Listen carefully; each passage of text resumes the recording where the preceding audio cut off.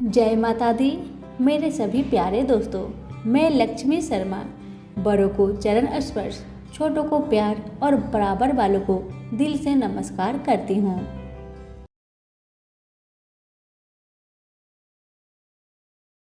आज की वीडियो में आप सभी सुनेंगे मासिक दुर्गा अष्टमी की व्रत कथा। आपको बता दें कि हर महीने की शुक्ला पक्ष की अष्टमी तिथि के दौरान दुर्गा अष्टमी का उपासक किया जाता है। इस दिन श्रद्धालु दुर्गा माता की पूजा करते हैं और उनके लिए पूरे दिन का व्रत करते हैं। प्रेम से सभी बोलिए दुर्गा मैया की जय हो। अब सुनिए कथा। पौराणिक मान्यताओं के अनुसार प्राचीन काल में असुर दंभ को महिषासुर नाम के एक पुत्र की प्राप्ति हुई थी, जिसके भीतर बचपन से ही अमर होने की प्रबल इच्छा थी। अपनी इसी इच्छा को पूरा करने के लिए उसने अमर होने का वरदान हासिल करने के लिए ब्रह्मा जी की घोर तपस्या आरंभ किया। महिषासुर द्वारा की गई इस कठोर तपस्या से ब्रह्मा जी प्रसन्न भी हुए और उन्होंने वैसा ही किया जैसा कि महिषासुर चाहता था। ब्रह्मा जी ने खुश होकर उसे मनचाहा वरदान मांगने को कहा। ऐसे में महिषासुर, जो सिर्फ अमर होना चाहता था, उसने ब्रह्मा जी से वरदान मांगते हुए खुद को अमर करने के लिए उन्हें बाध्य कर दिया। लेकिन ब्रह्मा जी ने महिषासुर को अमरता का वरदान देने की बात ये कहते हुए टाल दी कि जन्म के बाद मृत्यु और मृत्यु के बाद जन्म निश्चित है, इसलिए अमरता जैसी किसी बात का कोई अस्तित्व नहीं होता। जिसके बाद ब्रह्मा जी की बात सुनकर महिषासुर ने उनसे एक अन्य वरदान मांगने की इच्छा जताते हुए कहा कि ठीक है स्वामी, अगर मृत्यु होना तय है तो मुझे वरदान दे दीजिए कि मेरी मृत्यु किसी स्त्री के हाथ से ही हो। इसके अलावा अन्य कोई दैत्य, मानव या देवता कोई भी मेरा वध ना कर पाए। जिसके बाद ब्रह्मा जी ने महिषासुर को दूसरा वरदान दिया। ब्रह्मा जी द्वारा वरदान प्राप्त करते ही महिषासुर अहंकार से अंधा हो गया और इसके साथ ही उसका अन्याय भी बढ़ गया। मौत के भय से मुक्त होकर उसने अपनी सेना के साथ पृथ्वी लोक पर आक्रमण कर दिया, जिससे धरती चारों तरफ से त्राहिमाम होने लगी। उसके बल के आगे समस्त जीवों और प्राणियों को नतमस्तक होना ही पड़ा। जिसके बाद पृथ्वी और पाताल को अपने अधीन करने के बाद अहंकारी महिषासुर ने इंद्रलोक पर भी आक्रमण कर दिया, जिससे उन्होंने इंद्रदेव को पराजित कर स्वर्ग पर भी कब्जा कर लिया।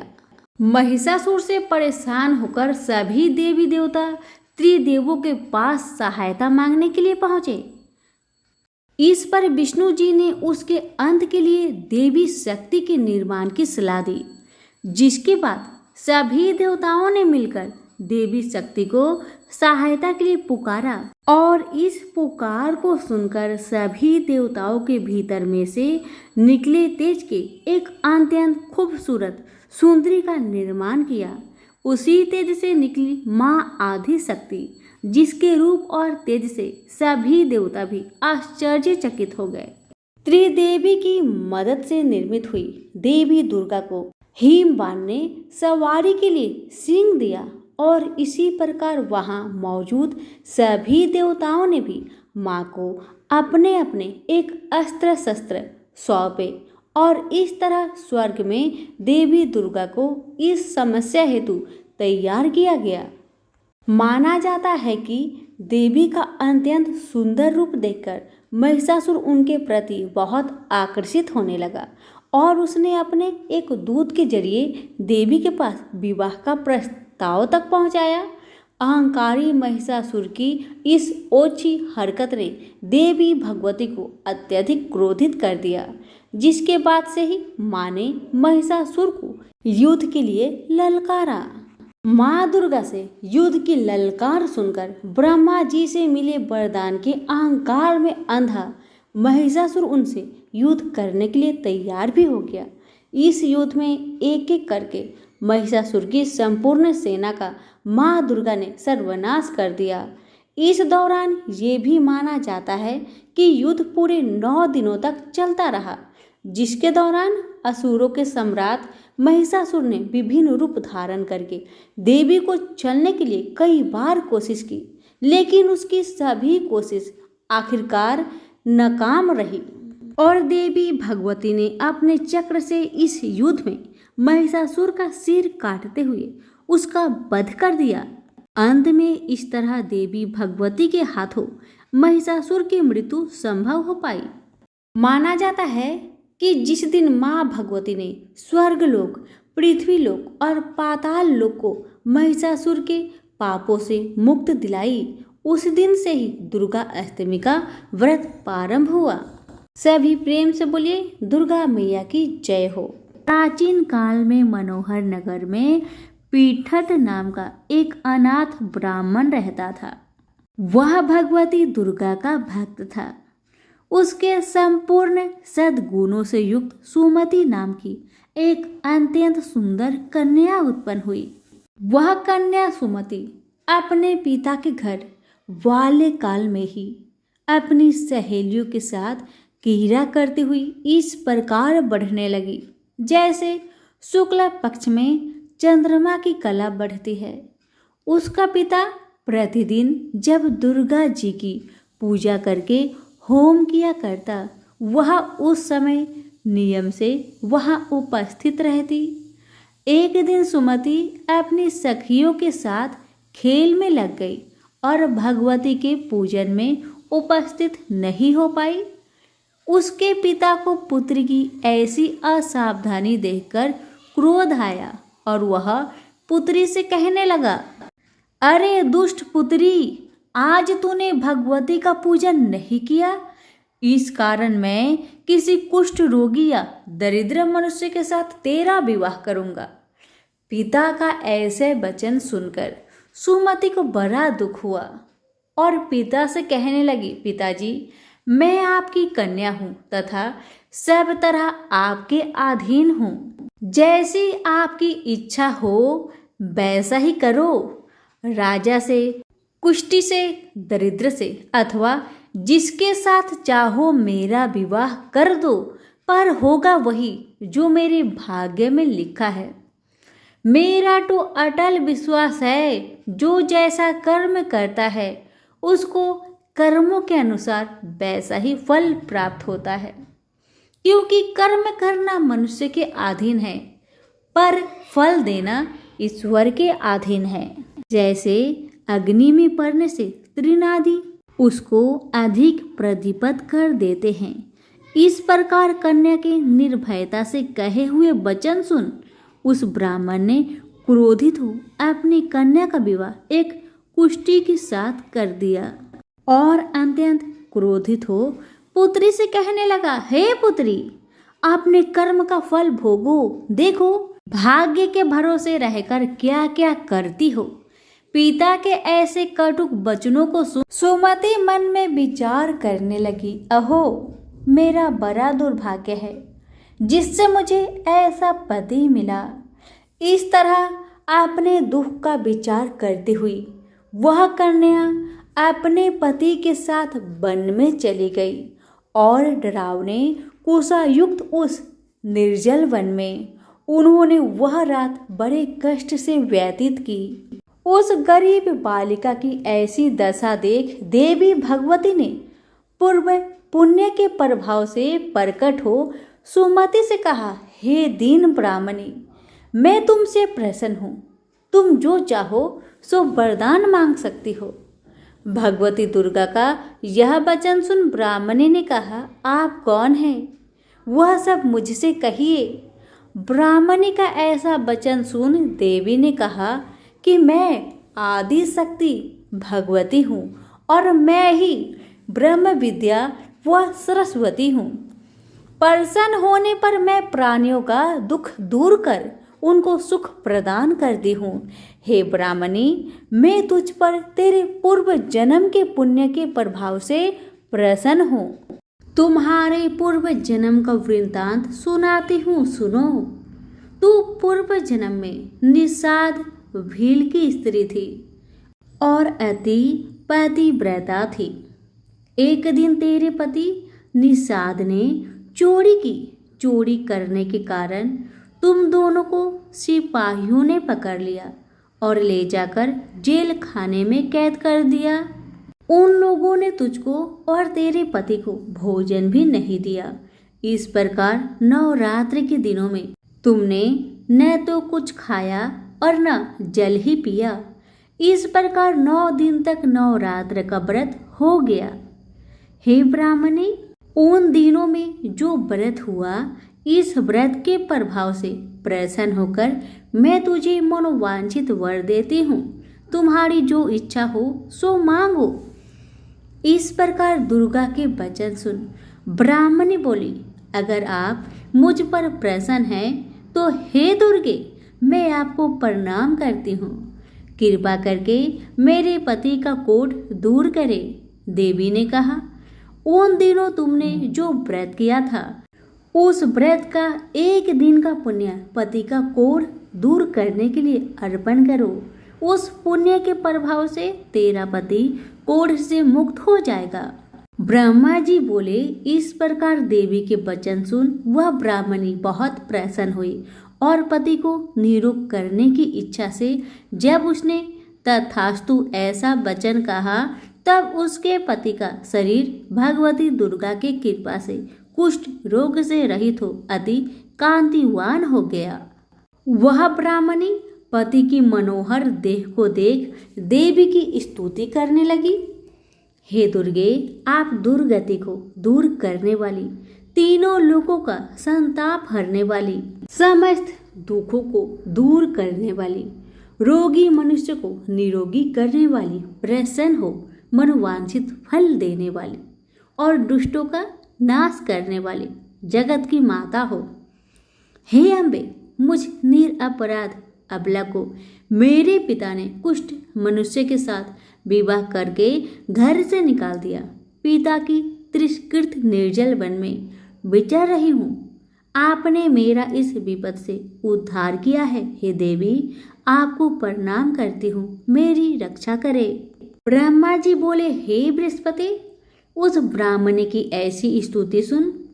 देवी बहुत प्रसन्न हुई और ब्राह्मणी से कहा, हे ब्राह्मणी, तेरे उदालय नामक अति बुद्धिमान, धनवान, कीर्तिवान और जितेंद्रिय पुत्र शीघ्र उत्पन्न होगा। ऐसा वर प्रदान कर देवी ने ब्राह्मणी से फिर कहा, हे ब्राह्मणी, और जो कुछ तेरी इच्छा हो वह मांग ले। भगवती दुर्गा का ऐसी वचन सुन सुमति ने कहा, हे भगवती दुर्गे, अगर आप मुझ पर प्रसन्न है तो कृपा कर मुझे नवरात्र व्रत की विधि और उसके फल का विस्तार से वर्णन करे। महात्मा, इस प्रकार ब्राह्मणी के वचन सुन दुर्गा ने कहा, हे ब्राह्मणी, मैं तुम्हें संपूर्ण पापों को दूर करने वाली नवरात्र व्रत की विधि बतलाती हूँ, जिसको सुनने से मोक्ष की प्राप्ति होती है। चैत्र मास के शुक्ल पक्ष की प्रतिपदा से लेकर 9 दिन तक विधि पूर्वक व्रत करे। यदि दिन भर का व्रत न कर सके तो एक समय भोजन करे। विद्वान ब्राह्मणों से पूछकर घट स्थापना करे और वाटिका बनाकर उसको प्रतिदिन जल से सींचे। महाकाली, महालक्ष्मी और महासरस्वती देवी की मूर्तियां स्थापित कर उनकी नित्य विधि सहित पूजा करे और पुष्पों से विधि पूर्वक अर्घ्य दे। बिजौरा के फल से अर्घ्य देने से रूप की प्राप्ति होती है। जायफल से अर्घ्य देने से कीर्ति, दाख से अर्घ्य देने से कार्य की सिद्धि होती है। आंवले से अर्घ्य देने से सुख की प्राप्ति और केले से अर्घ्य देने से आभूषणों की प्राप्ति होती है। इस प्रकार पुष्पों व फलों से अर्घ्य देकर व्रत समाप्त होने पर 9वें दिन यथा विधि हवन करे।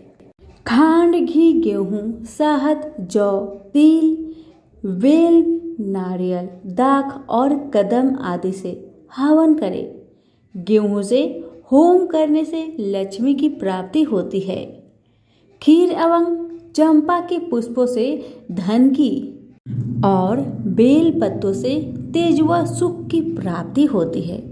आंवले से कीर्ति की और केले से पुत्र की, कमल से राज सम्मान की और दाखों से संपदा की प्राप्ति होती है। खांड, घी, नारियल, शहद, जौ और तिल तथा फलों से होम करने से मनोवांछित वस्तु की प्राप्ति होती है। व्रत करने वाला मनुष्य इस विधि विधान से होम कर आचार्य को अत्यंत नम्रता के साथ प्रणाम करे और यज्ञ की सिद्धि के लिए उसे दक्षिणा दे। इस प्रकार बताई हुई विधि के अनुसार जो व्यक्ति व्रत करता है उसके सब मनोरथ सिद्ध होते हैं, इसमें तनिक भी संदेह नहीं है। इन 9 दिनों में जो कुछ दान आदि किया जाता है उसका करोड़ों गुना फल मिलता है। इस नवरात्र व्रत करने से अश्वमेघ यज्ञ का फल मिलता है। हे ब्राह्मणी, इस संपूर्ण मनोकामनाओं को पूर्ण करने वाले उत्तम व्रत को तीर्थ, मंदिर अथवा घर में विधि के अनुसार करें। ब्रह्मा जी बोले, हे बृहस्पति, इस प्रकार ब्राह्मणी को व्रत की विधि और फल बताकर देवी अंतर ध्यान हो गई। जो मनुष्य या स्त्री इस व्रत को भक्ति पूर्वक करता है वह इस लोक में सुख प्राप्त कर अंत में दुर्लभ मोक्ष को प्राप्त होता है। हे बृहस्पति, यह इस दुर्लभ व्रत का महात्म्य है जो मैंने आपको बतलाया है। यह सुन बृहस्पति जी आनंद से प्रफुल्लित हो ब्रह्मा जी से कहने लगे, हे ब्राह्मण, आपने मुझ पर अति कृपा की जो मुझे इस नवरात्र व्रत का महात्म्य सुनाया। ब्रह्मा जी बोले कि हे बृहस्पति, यह देवी भगवती सर्वशक्ति संपूर्ण लोकों का पालन करने वाली है। इस महादेवी के प्रभाव को कौन जान सकता है? बोलो देवी भगवती की जय। बहुत समय पहले की बात है। एक गांव में 7 भाई और एक बहन रहा करती थी। वो सब कुछ सुनती, पर जैसे ही विनायक जी का नाम आता तो घगरा झटका कर चली जाती। हर रोज उसका यही आदत था, जब भी गणेश महाराज का नाम आता तो घाघरा झटका कर चली जाती। एक दिन उस लड़की की इस आदत पर विनायक जी बहुत नाराज हुए और गणेश महाराज उस बहन को भयभीत करने लगे। डर के मारे बहन का तो बुरा हाल हो गया, बेचारी सूखने लगी। अपनी बहन को सूखता देख 7 भाइयों ने आकर पूछा, बहन क्या बात है, तुम इतनी दुखी क्यों हो, मुझे बताओ। पर भाइयों के बार बार ऐसे पूछने पर बहन ने कुछ नहीं बताया। भाई असफल रहे। सबसे जो छोटा भाई था वह बहुत चतुर था, बहुत चालाक था। उसने आधी रात को अपना वेश बदलकर गणेश महाराज को पकड़ लिया और पूछा कि आप कौन हैं और मेरी बहन के साथ छल क्यों करते हैं। भाई की बातें सुन गणेश जी बोले, मैं तो गणेश महाराज हूँ, तेरी बहन सारी बातें सुनती है, पर जैसे ही मेरा नाम आता है तेरी बहन दूर चली जाती है, इसलिए मैं उसे डराता हूँ। भाई ने पूछा कि आप इसका उपाय बताए तो गणेश जी बोले कि कोई भी कहानी कहो तो गणेश जी की कहानी कहे बगैर नहीं उठना चाहिए। बहन ने उस दिन से नियम रखा कि वह रोज गणेश जी की कहानी सुनेगी और कहानी सुनने के बाद ही कुछ खाएगी, और बहन हर रोज ऐसा ही किया। अब तो बहन कहानी सुनने के बाद ही कुछ खाया करती थी। इस तरह से गणेश जी महाराज बहन पर प्रसन्न रहने लगे और उसकी सारी मनोकामनाएं को पूरी करने लगे। गणेश महाराज की आशीर्वाद से उस बहन को अच्छा घर और अच्छा वर मिला। तो प्रेम से बोलिए गणेश महाराज की जय हो।